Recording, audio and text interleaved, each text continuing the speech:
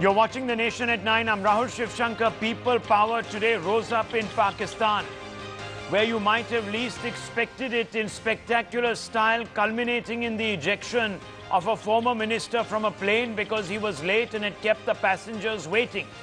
The scenes we witnessed in Pakistan today should be seen as a message to all those arrogant VVIPs, and I just want to play out some of those pictures, who test the patience of the ordinary citizen. Let's watch for a few moments how passengers in a Pakistani jet decided to band together and stop Rahman Malik, the former Interior Minister of Pakistan, someone who is quite infamous here in India because he has repeatedly taunted us on our 2611 claims. They ensured that he didn't board the plane because he was running a little late. Let's first listen to that interaction. I tell you what, when Rahman Malik comes here, I will tell him to get onto the microphone and apologize करे passengers से. सबसे माफी मांगे. वो इतना बेगैरत आदमी वो तो कर देगा. जिसको कलमा पढ़ना नहीं आता सही वो क्या करेगा यार. अब आप वोटर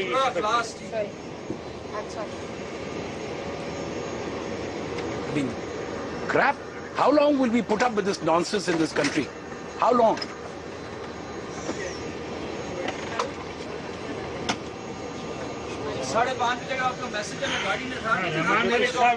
Yeah. Message है. Your flight is on time. आप शराय फैसल पे फंसे हुए हैं. PIA का मैसेज आता है your flight is on time. Yeah, and you're getting. आप वहाँ आते हैं तो कहते हैं जी हमने आपको चेक इन नहीं देना है. अब वहाँ सामने तशरीफ रखें अगर हमने आपको चेक इन दे दिया तो आप तो फिर हम पे सवार हो जाएंगे. जब वहाँ बैठे हैं भी जब अल्लाह करेगा तो तब इसको उड़ाएंगे. दरवाजा खुला है दरवाजा भी आराम से. So called VIPs. Mas, my foot VIPs here. इनको तो मैं भी ग्रिल करता हूँ. इनको मैं ग्रिल करता हूँ. Don't you worry. I've been here. I'm sure when he comes in. वैसे हम लोग ऐसे अपना नहीं सर इनको पता ना चलेगा इन गधों को जी. No, sir, I'm so sorry.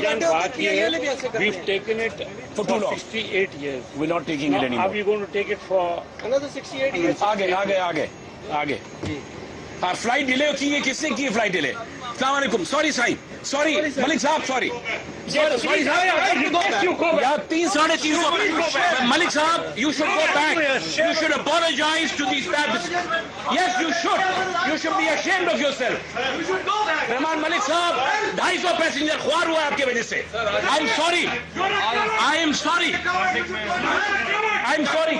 They're all coming out because of you. It is your fault, sir. It is your fault, sir. Malik Saab, you're not a minister anymore. You're not a minister anymore. And even if you're a minister, we don't care. We don't care anymore. Malik Saab, you're not a minister anymore. You're not a minister anymore. And even if you're a minister, we don't care. We don't care anymore. We don't care anymore. You people have to become humans. You have to get down to love. आप जमीन पे उतरे. Shame on you, you stupid dog! You can't be दरवाजा बंद करें. जहाज उड़ाएं इस्लामाबाद के लिए. Okay? offloading है ना offloading. This should be recorded. Rahman Malik has been offloaded because of. बिल्कुल ठीक है. Throw him out. आप भी पैसेंजर हैं? मेरी वजह से नहीं. मैं तो बाहर बैठा था. आपका नाम क्या है हजरत? बाहर और किसी का इंतजार हो रहा है. तो आपको क्यों देर हुई है? मैं तो बाहर बैठा था. नहीं तो आप बाहर क्यों बैठे थे? Well, unfortunately, here in India, we've remained wedded to the VVIP culture. One only has to view a story NewsX broke today of how lobbies are preventing the Civil Aviation Ministry from pruning VIP perks handed out as status symbols to the influential when they enter airports. We'll be focusing on this culture in the second half of this show. We'll be looking at why is it that in Pakistan, where democracy is yet to set root to a substantive degree, people power has been able to tame certain VVIPs, and why we remain wedded to this culture of impunity. We'll be looking at all of that, but first, the headlines tonight.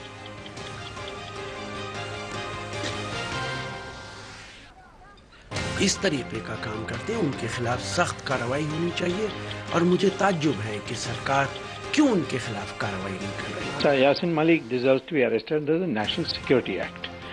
not just arrested.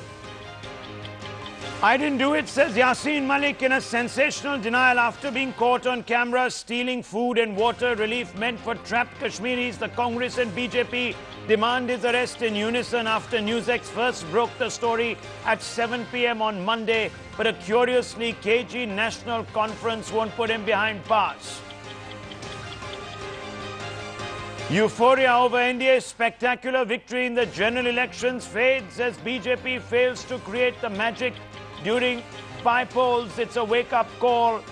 The Modi wave seems to be waning. People are realizing that the BJP's total political ideology is based on communal hatred. Who divide the people of Uttar Pradesh cannot be star campaigners. Hate mongers in Uttar Pradesh have been put on notice by voters. BJP's polarization tactics spectacularly backfires. Samajwadi Party makes a stunning comeback. But BJP's aggressive campaign against Mamata Banerjee seems to be paying off. The TMC loses a vital assembly contest to the BJP on the back of continued disclosures in the Sarda scam, the BJP turning out to be the opposition party of choice. And the BJP's loss, however, is the Sena's gain. Sources tell NewsX that Uddhav is miffed with BJP's attitude on seat sharing after Sena's firm no. Can BJP, is it in a position after today to actually dictate terms? My foot VIPs here. इनको तो मैं भी grill करता हूँ. इनको मैं grill करता हूँ. Don't you worry. He lectured India on 26/11, but he is now a nobody in Pakistan. Former Interior Minister Rahman Malik is thrown out of a plane after he was deemed too late to board it. But while people in Pakistan are standing up against the VVIP culture, it's a different story back home. Here in India, Prime Minister's attempts to prune the list of those that get VVIP privileges runs into red tape at the ministerial level. Another shocker from Karnataka. While the state battles flood and famine, those who are supposed to look after constituents and voters are fleeing the scene to the comforts of foreign shores.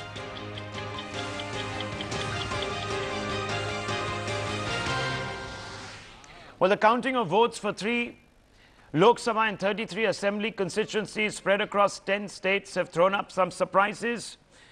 And some surprises, in fact, that the Bharatiya Janata Party is not going to like, because it has been dealt a major blow. We're going to put out some graphics in just a few moments, and you will see the extent to which its support base has shrunk across 9 states, bagging particularly in Uttar Pradesh, where it only managed 3 of 11 seats. That's what it's all looking like, down 14 from the last time elections were held across these seats, these 33 odd seats. You look at that, the BJP bags 12 of them, down 14. The Samajwadi Party, big gainer. It's up 8. The Congress also doing fairly well, picking up 4, the others picking up the other 2. Well, all of this, in fact, means, at least when you look narrowly at Uttar Pradesh, that this is a referendum against the politics of hate. At least that's what the experts believe. The politics of hate unleashed by the Saffron Party under the charge of a notorious polarizer, Yogi Adityanath. Now, so-called secular parties are already proclaiming the victory as an affirmation of the idea of India. The BJP must now explain why it drifted from the development-first message which brought it rich dividends in the Lok Sabha elections. It must explain if Prime Minister Modi erred in not taking on the hate mongers within his own party and the fringe. Here's the story, and then we'll open it up to debate. अच्छा दिन, अच्छी बात, अच्छा परिणाम आ रहा हो, और बातें आप लोग कौन सी करना चाहते हो?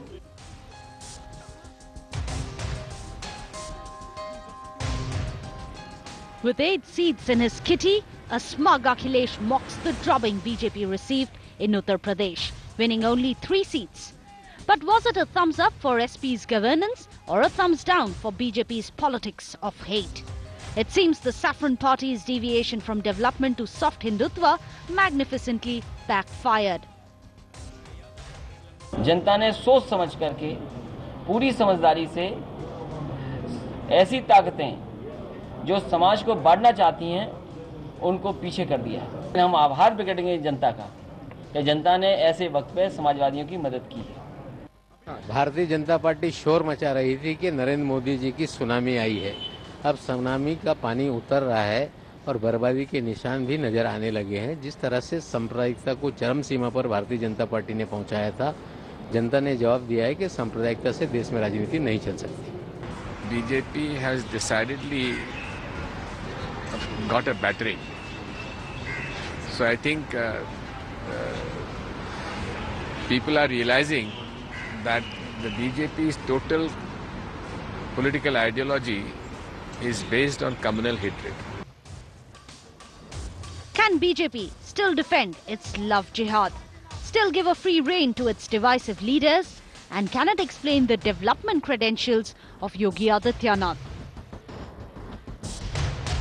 The bypoll would be victory for Bharatiya Janata Party, and the bypoll would be a bye-bye day for Samajwadi Party and the Congress Party. Bypoll test, certainly I think there is some grievance amongst the party workers that we haven't implemented on corruption, we haven't brought back black money. With Maya out of the fray, the field was left open for Akhilesh, and BJP's polarization pitch sent fence-sitters to the SP as well. The result has clearly shown that the policies of the Samajwadi Party have been well accepted by the people of Uttar Pradesh, and the communal agenda of the BJP has been outrightly rejected. Bharatiya Janata party जिस तरीके से सुनियोजित तरीके से उत्तर प्रदेश में सांप्रदायिकता का माहौल पैदा कर रही थी, चाहे लव जिहाद के नाम पर, चाहे अन्य नामों से, चाहे कहीं लाउड स्पीकर के नाम पर, उसका भी करारा जवाब उत्तर प्रदेश की जनता का है और बीजेपी को भी अब सबक लेना चाहिए। Ditching development for the polarization seems to have backfired for BJP. While BJP can mourn for its losses, it's time for others to celebrate the liberal spirit of the country and also rejoice in rejection of divisive forces in the country. This is Vijayalakshmi with Campus and Jitendra for NewsX from New Delhi.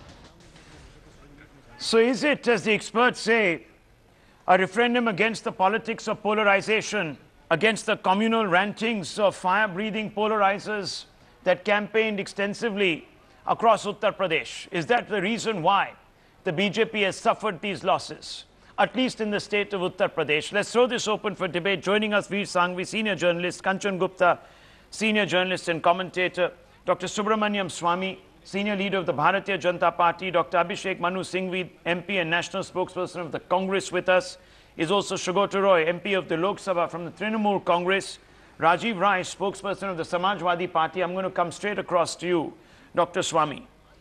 The experts are calling it, as I just framed the question, a slap in the face of the politics of hate and polarization. How do you respond? I think that's ridiculous because look at it state-wise. In Gujarat, it was 6 out of 9, which is a higher proportion than at which Modi won the assembly elections before the parliament elections. In Bengal, it is 1 out of 2, and nobody can say that the Hindutva propaganda or campaign was not there in Bengal. In Bengal, in fact, that was the main campaign. Now, in UP, what you are saying is that casteism and Muslim appeasement has won and Hindutva has lost. That's what you are saying. I don't agree with that. There is definitely a setback in UP, but this may have been not due to the fact that we were preaching Hindutva, but because the results, the actions on the question of Ram Temple and other core objectives were not pursued. There were no results being shown, and that may have led to the workers being less enthusiastic about the elections. And moreover, it is not a government formation question. It was a question of by-elections. If there was a question of government formation, I think it would have been a totally different situation. Okay, how do the others on the panel view this? Dr. Singhvi, would you like to respond to Dr. Subramaniam Swamy here? It's interesting that, yes, it's interesting that Dr. Swamy says too little of Hindutva too little of polarization, should have been more, would have done better. I beg to differ. I think you have to just note these 4 or 5 very stark points. The law of diminishing returns sets in on divisive, communal, polarizing issues, and it is set in this time even more strongly because people have started seeing Modi as a hypocrite who speaks nice words from Red Fort and then completely differently practices than what he preaches. He has not said a word against the hate mongers, not against Yogi Adityanath, and I think people are seeing through that. In any case, this kind of divisive campaign doesn't last too long, and I think that is the most important takeaway from this. But what is also important is that they have done badly across the length and breadth of India. It's not any local phenomenon, and that is in particular in stark relief if you go back and count all the elections from May 16th, from the Bihar, from the Uttarakhonds, and now to these states which have come today. It's an across India issue. I think it's also important that the BJP is now suffering as a noose around its neck its own hype and hoopla, because they built up an aura of invincibility about one man, an aura of absolute infallibility, and now they're having difficulty to explain. Can that connection actually be made? Where is the infallibility? Where is the invincibility? Can that connection be made in a by-election? One second. Let me bring in. Apart from Modi's, let me bring in Mr. Kanchan Gupta. Mr. Gupta. Amit Shah's Midas touch is also gone. No, okay. I'm just going to bring in Dr. Subramaniam Swamy and Mr. Kanchan Gupta in that order. Dr. Subramaniam Swamy, here was a golden opportunity for you to drive home the point that the Akhilesh government